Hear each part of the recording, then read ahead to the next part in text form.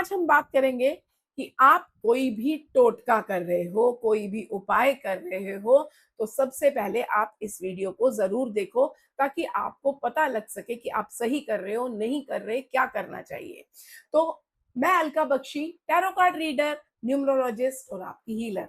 आज आपसे बात करूँगी कुछ टोटके, कुछ उपाय जो आप लोग कर रहे हो, कई बार आपको उपाय का असर मिल रहा है, नहीं मिल रहा, उसका क्या कारण है।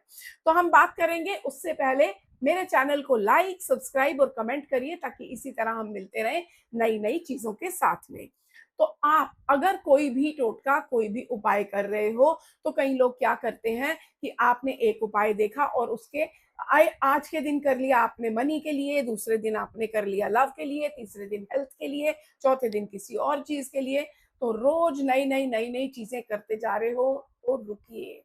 तो आपने ये नहीं करना कि आप रोज-रोज एक ही चीज़ अ, अलग-अलग उपाय करते जा रहे हो। तो उससे आपकी चीज़ें पूरी नहीं होंगी।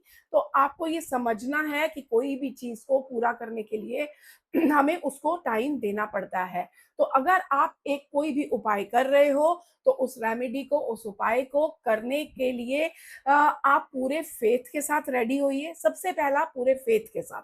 फेथ होना चाहिए, चलो करके देखते हैं, ये एटीट्यूड नहीं होना चाहिए। आप पूरे फेथ से क्या आपको पता है कि ये चीज़ अच्छी होगी। अपनी प्रायोरिटी को सेट करिए कि मेरी प्रायोरिटी इस समय क्या है। हर एक की लाइफ में कोई प्रायोरिटी होती है, इस वक़्त आपकी हेल्थ है, आपके मनी है, आपके लिए लव लाइफ है जो आपको बहुत डिस्टर्ब कर रही है चीज़ कि आपको पता है इस चीज़ को ठीक किए बिना मैं आगे नहीं बढ़ पाऊँगी या बढ़ पाऊँगा। तो सबसे पहले अपनी प्रायोरिटी को सेट किए, उसके बाद में आप उसके लिए जो भी उपाय करना चाहते हो, जो भी चीज़ करना चाहते हो वो स्टार्ट करो, लेकिन उस चीज़ को कम से कम 21 से 31 दिन का समय दीजिए। 21 से 31 दिन के समय के बाद में आप दूसरा उपाय करिए। आप लगातार करते जाओगे, सब चीज़ें मिक्स हो जाएँगी, आपकी एनर्जीज़ मिक्स हो जाएँगी, आप किसी चीज़ के ऊपर ध्यान नहीं दे पाओगे। तो आप सबसे पहले ये देखिए कि फेथ के साथ करिए, पूरे विश्वास के साथ अपने मन से स्टार्ट करिए, प्रायोरिटी सेट कीजिए और अपने उपाय को 21 से 31 दिन ज़रूर दीजिए। और इसके साथ-साथ आप जब कोई उपाय कर रहे हो, कोई रेमेडी कर रहे हो, तो बहुत सारे लोगों के साथ डिस्कस मत करिए। चीज़ों को सिंपल रखिए, जितना समझ में आ रहा है, अपने पूरे मन से, साफ मन से, फेथ के साथ करिए, हर चीज़ सक्सेसफुल होगी। लोगों को बताना, ये मैं कैसे करूँ, वो मैं कैसे करूँ, इतना ज़्यादा डिस्कस मत करिए। करने के बाद भी बहुत ज़्यादा डिस्कस मत करिए, मैंने ऐसा किया, मैंने वो किया, नहीं, अपने अंदर निगल जाओ, जो करा है उसको अंदर रखो अपने। जब हम बहुत ज़्यादा डिस्कस करने लग जाते हैं किसी भी उपाय के बारे में, किसी रेमेडी के बारे में, वो चीज़ें सक्सेस नहीं होती। तो अपने उपायों को सीक्रेट रखिए। इसके साथ-साथ आप थोड़ा टाइम का भी ध्यान रख सकते हो। कई बार मैं जो रेमेडीज़ बताती हूँ उसमें टाइम बताती हूँ, नहीं तो कई मेरी मोस्टली रेमेडीज़ ऐसी होती हैं जो आप कभी भी कर सकते हो, बट स्टिल आप जो भी रेमेडी कर रहे हो, जो उपाय कर रहे हो, उसको अगर आप शाम के समय में करते हो, तो वो ज़्यादा बेनिफिट देता है। बिल्कुल समय नहीं है तो अर्ली मॉर्निंग करिए 8 बजे से पहले, नहीं तो शाम का करा हुआ उपाय ज़्यादा जल्दी असर देता है।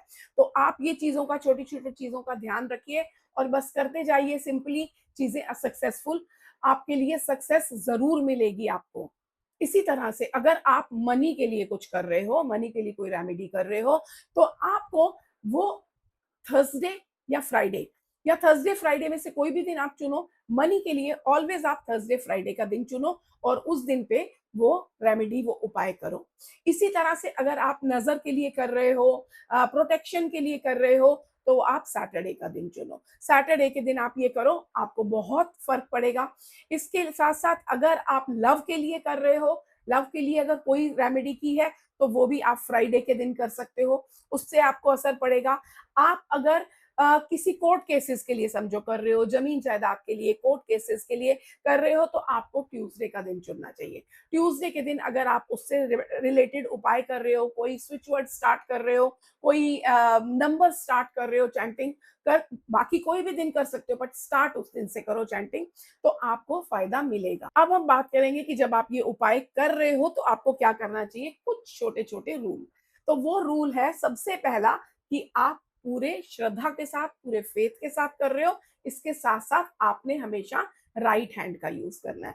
हमेशा राइट हैंड, चाहे आपका वो डोमिनेटेड हैंड है या नहीं है, चाहे आप लेफ्टी हो या राइट से करते हो, बट आपने उपाय में, पूजा पाठ में हमेशा राइट हैंड का यूज करना है।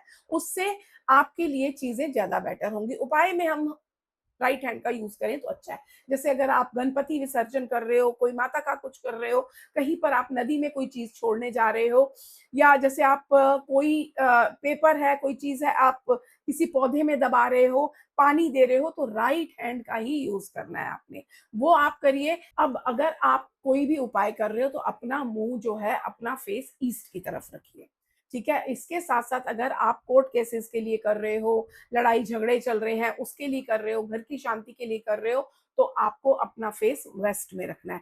आप थोड़ा सा वेस्ट में चल के जा सकते हो, वहां जाके कर सकते हो, इस तरह की चीजें करिए। अगर आपको कोई अपनी प्रोटेक्शन के लिए करना है, आपको पितृदोष के लिए करना है, तो आप ऑलवेज साउथ की तरफ मुंह करके करोगे। तो ये छोटी छोटी चीजें हैं जो आपने ध्यान में रखनी। और बस लास्ट में आपको ये मैं कहूंगी, सब करने के बाद आपने यूनिवर्स का, नेचर का थैंकफुल जरूर होना है, उनको थैंक यू करना है कि आप ये कर पाए, आपको ये पता लगा। बस थैंकफुल हुए बिना उसको एंड नहीं करना, थैंकफुल होइए और देखिए आपकी चीजें किस तरह से पूरी होती चली जाएंगी। Thank you everyone. ध्यान रखिए इन चीजों का, ये आपको बहुत काम आएंगी। सेव करिए इस रील को ताकि आप कभी भी देख सको किस तरह से चीजें करनी है। लाइक करिए और कमेंट करिए।